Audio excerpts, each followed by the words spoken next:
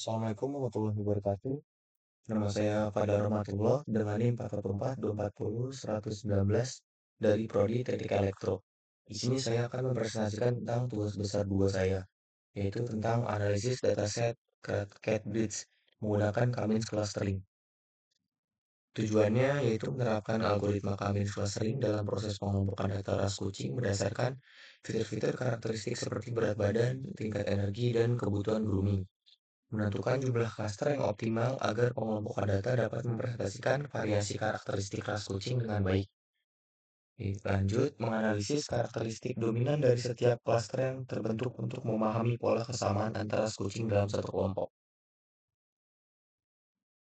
Jupyter Notebook adalah sebuah open source web application yang memungkinkan untuk pengguna untuk membuat dan berbagi dokumen yang berisi kode program, visualisasi, dan teks naratif.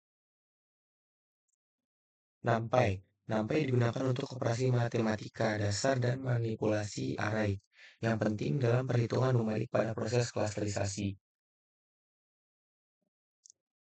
Library Pandas digunakan untuk membaca, memanipulasi, dan mengelola data dalam bentuk data frame. Library ini memudahkan dalam membersihkan dan menyiapkan data sebelum dianalisis. Library Sklearn. Sklearn merupakan library utama untuk implementasi algoritma machine learning. Dalam penelitian ini digunakan modul Cummins dari Sklearn cluster untuk proses pengelompokan data secara otomatis. Library Seaborn. Seaborn adalah library visualisasi data berbasis Python yang dibangun atas Matplotlib dalam terintegrasi erat dengan Pandas. Seaborn dirancang juga untuk membuat program grafik statistik menjadi lebih mudah dan menarik secara visual.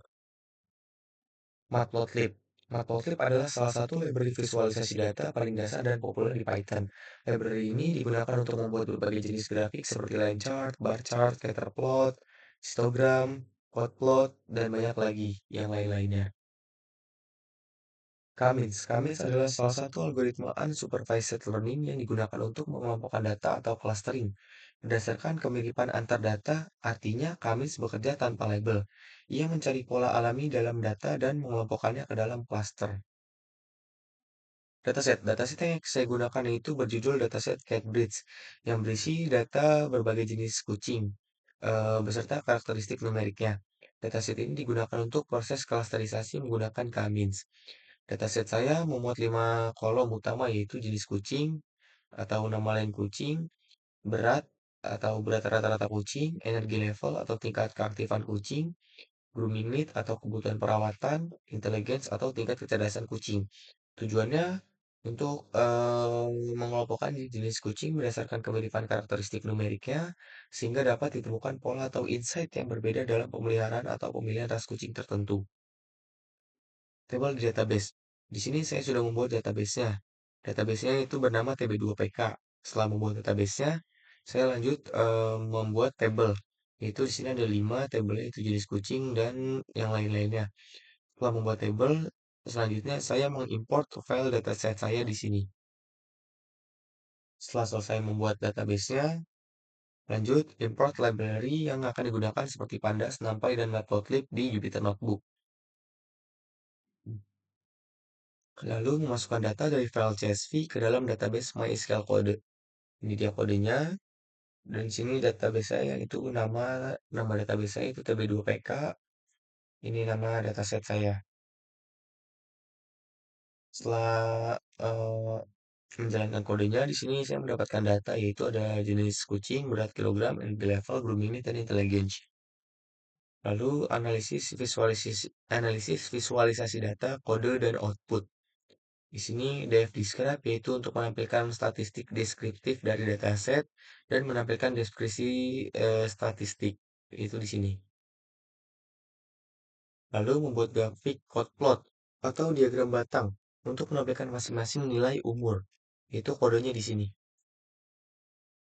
Ini dia hasil visualisasinya. Lalu lanjut masukkan kode untuk memvisualisasikan fitur numerik atau grafik tabel. Ini dia kodenya, yaitu masukkan kolom numeriknya, ada berat, ada energi level, ada grooming, ada intelligence. Ini hasil visualisasinya, yaitu grafik batang di atas menunjukkan nilai rata-rata dari 4 fitur utama pada masing-masing ras kucing, yaitu ada berat kilogram, ada energi level, ada grooming need, dan ada intelligence.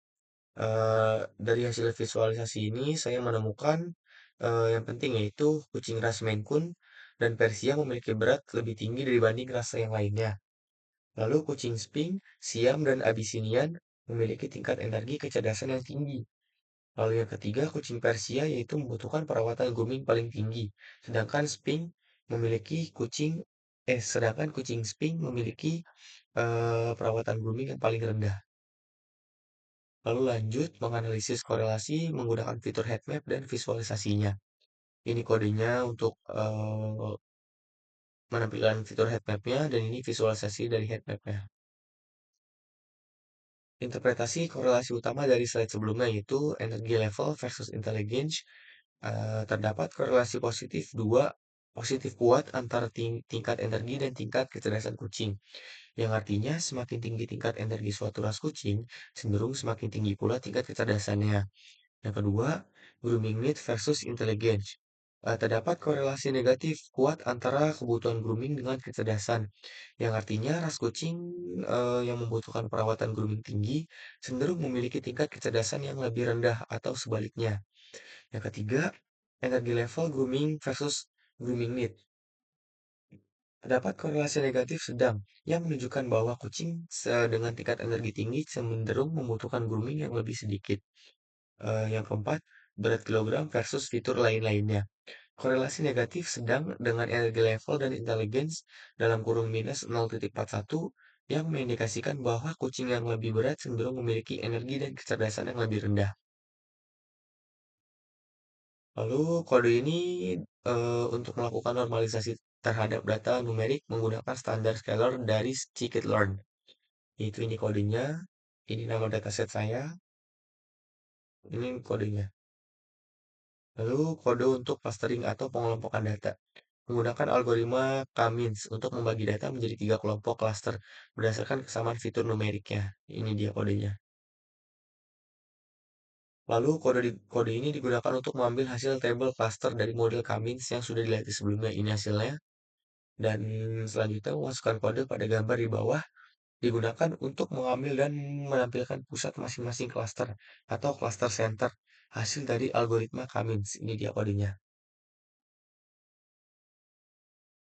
Lalu memasukkan kode untuk menampilkan karakteristik rata-rata mean dari setiap cluster berdasarkan kolom numeriknya.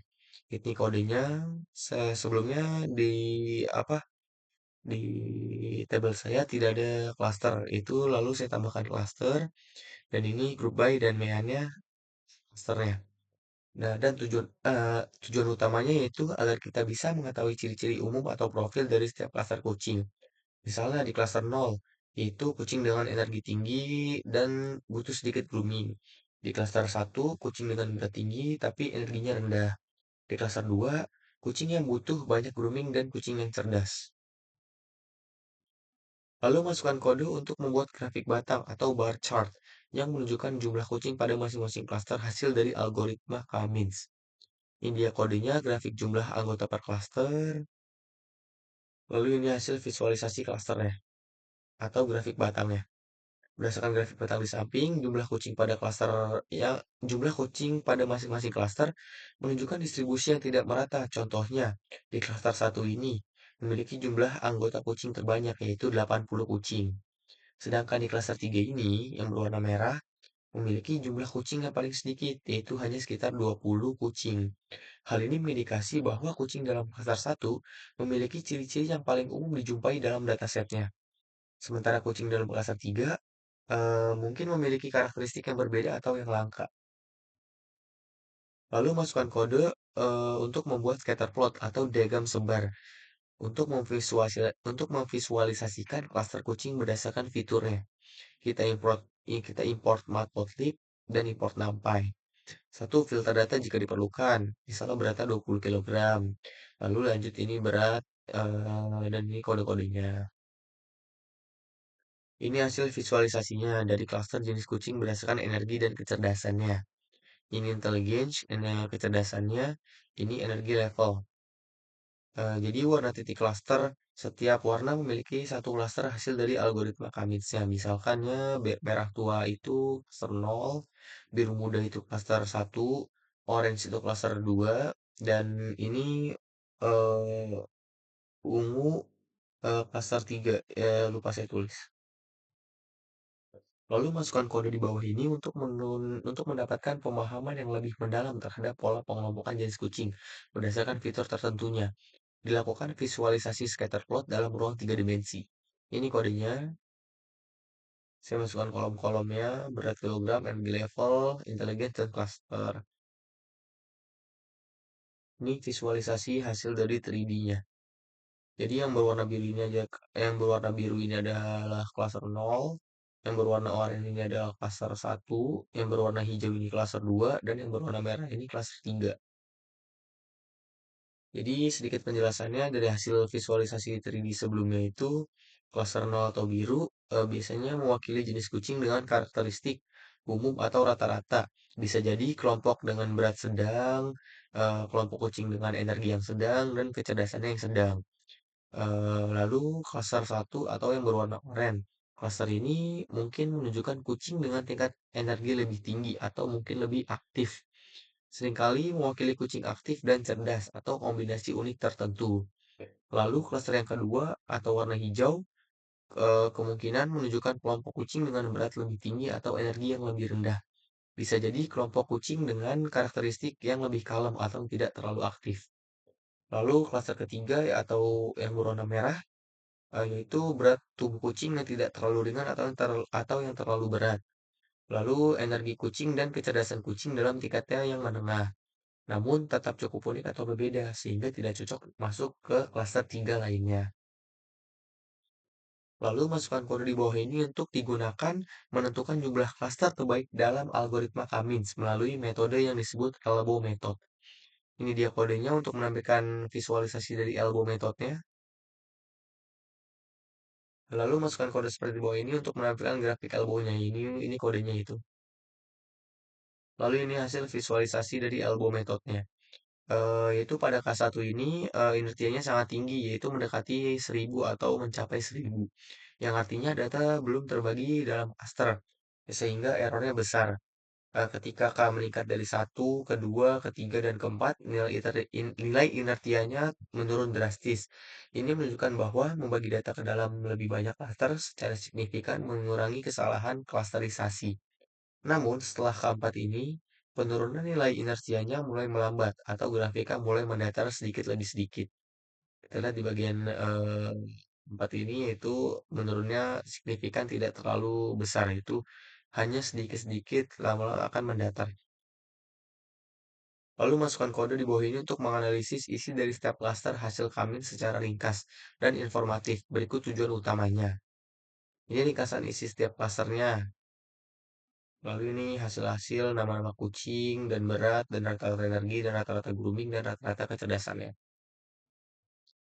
Jadi di klaster 0 itu ada kucing aktif dan kucing cerdas dan perawatan kucing yang rendah. Jadi jenis kucingnya itu ada kucing bengal, kucing siam, kucing sping, kucing Abyssinian. Ciri-ciri kucingnya itu energinya yang sangat tinggi, kecerdasannya yang sangat tinggi, groomingnya rendah, beratnya rendah. Ya seperti ini ciri-ciri kucing di klaster 0. Jadi makna yang cocok untuk pemilik yang aktif. Jadi maknanya itu cocok untuk pemilik yang aktif di klaster 0 ini. Tidak ingin banyak merawat bulu dan menyukai kucing yang interaktif. Lalu di klaster 1 atau kucing manja butuh perawatan yang tinggi. Jenis kucingnya itu ada kucing Persia, kucing Angora, dan kucing Ragdoll. Ciri-ciri kucingnya itu groomingnya tinggi, energinya sedang, kecerdasannya sedang, dan beratnya sedang. Jadi maknanya adalah cocok untuk pecinta hewan atau pemilik hewan peliharaan indoor yang senang menyisir dan memanjakan kucingnya. Lalu klaster 2 ini yaitu kucing dengan tenang dan berat, kucing yang sangat berat. Itu jenis kucingnya itu ada kucing Maine Coon, kucing Scottish Fold, dan kucing British Shorthair. Ciri-ciri kucingnya itu ada beratnya lebih tinggi, energinya rendah, groomingnya sedang, dan kecerdasannya sedang. Maknanya kucing di klaster 2 ini ideal untuk pemilik yang ingin memiliki hewan atau memiliki kucing yang tenang, tidak terlalu aktif dan mudah dirawat kucingnya. Lalu di klaster 3, kucing seimbang dan elegan. Jenis kucingnya itu ada kucing Angora. Ciri-cirinya itu beratnya ringan, energinya sedang, bisa sampai tinggi, groomingnya tinggi, kecerdasannya tinggi. Jadi maknanya itu cocok untuk pemilik yang mencari kucing dengan sifat seimbang atau aktif, namun tidak berlebihan kucingnya. Yaitu kucingnya cerdas dan memiliki penampilan yang elegan. Namun karena membutuhkan perawatan bulu yang cukup tinggi, jenis kucing ini ideal untuk pemilik yang siap meluangkan waktu untuk grooming rutin kucing tersebut. Kesimpulan, jadi berdasarkan hasil klasterisasi menggunakan algoritma Cummins, jenis-jenis kucing dalam dataset dapat dikelompokkan menjadi tiga kategori utama, yaitu yang pertama kucing aktif, kucing pintar, dan kucing mudah dirawat, yaitu di klaster 0. Yang kedua, kucing manja dengan kebutuhan grooming yang lebih tinggi yaitu ada di klaster 1 dan kucing berat, kucing kalem dan tidak terlalu aktif yaitu ada di klaster kedua. Informasi ini dapat dijadikan rekomendasi bagi calon pemilik kucing dalam memilih jenis kucing yang sesuai dengan gaya hidup mereka. Apakah memilih kucing yang aktif atau kucing yang santai atau lebih suka untuk berinteraksi dengan kucing dan grooming rutin kucing tersebut. Sekian presentasi PPT dari saya, kurang lebihnya mohon maaf. Atau ada salah-salah kata mohon dimaafkan. Wassalamualaikum warahmatullahi wabarakatuh.